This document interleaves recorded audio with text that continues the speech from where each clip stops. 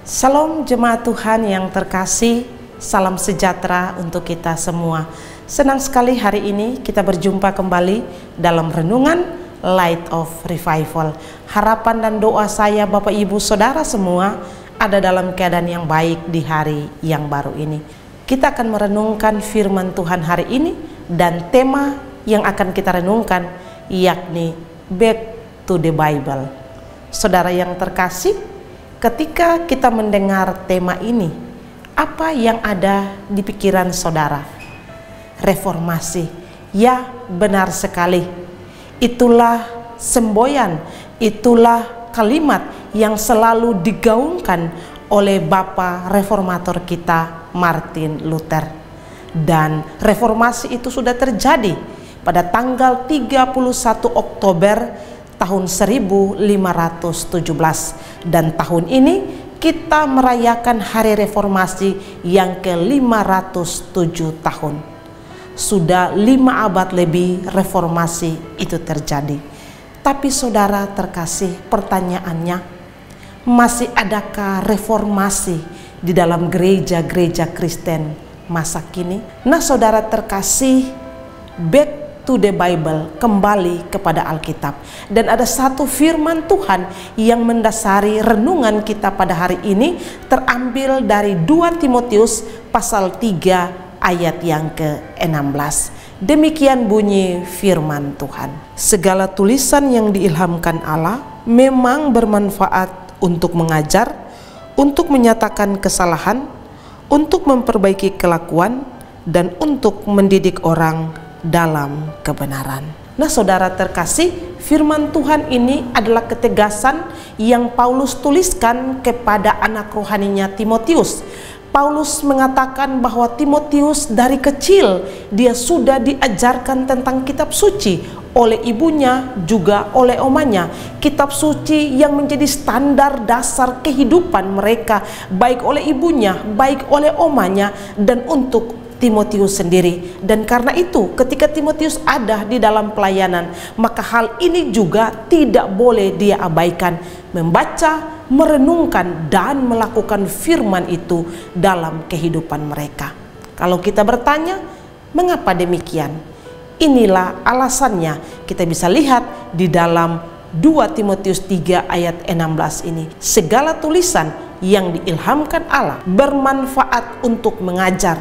Berarti di sini Alkitab mengajarkan segala sesuatu, hubungan kita, relasi kita dengan Allah, relasi kita dengan sesama. Firman Tuhan menunjukkan mana yang benar dan mana yang salah. Firman Tuhan mengajarkan kepada kita tentang kehidupan ini. Firman Tuhan mengajarkan kepada kita tentang surga, tentang kekekalan. Firman Tuhan mengajarkan kepada kita tentang kebinasaan. Berarti bahwa di dalam firman Tuhanlah kita menemukan kebenaran-kebenaran yang sejati.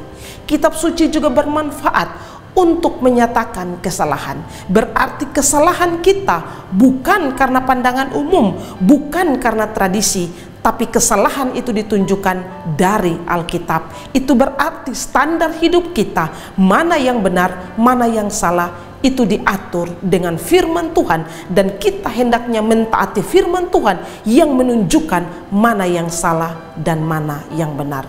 Firman Tuhan juga adalah tulisan yang diilhamkan Allah untuk memperbaiki kelakuan. Saudara, luar biasa bahwa firman Tuhan itu mampu memperbaiki kelakuan orang dari yang jahat menjadi yang baik. Dan kitab suci juga bermanfaat untuk mendidik orang dalam kebenaran. Ya, itulah sebabnya kembali kepada Alkitab.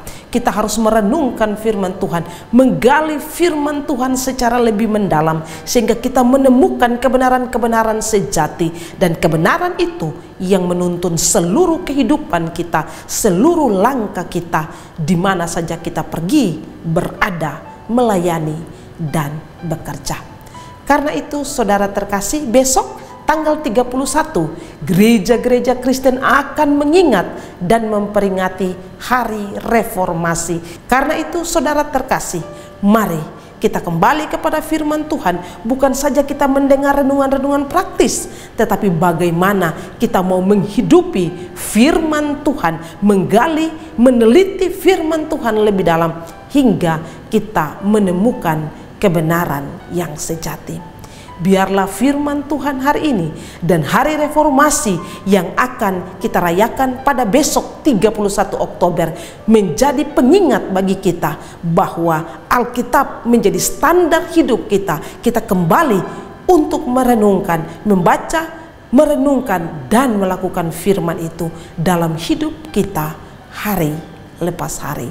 Kiranya Tuhan memberkati kita. Mari kita berdoa. Kami bersyukur kepadamu Tuhan, kami memperingati hari reformasi di mana gereja keluar dari tradisi gereja Roma Katolik. Ada banyak kesalahan-kesalahan yang terjadi, penyimpangan-penyimpangan yang terjadi. Itulah sebabnya ada protes terhadap gereja Roma Katolik dan berdirinya gereja Protestan hingga hari ini. Tuhan Yesus tolong supaya reformasi yang terjadi 507 tahun yang lalu itu masih terus menggema di dalam gereja-gereja Tuhan masa kini dan juga di dalam pribadi-pribadi orang percaya hari ini. Terima kasih Tuhan untuk firman-Mu bagi kami di dalam nama Yesus. Amin. Saudara terkasih, mari terus jadikan firman Tuhan sebagai pelita dan terang di sepanjang hidup kita. Tuhan Yesus memberkati.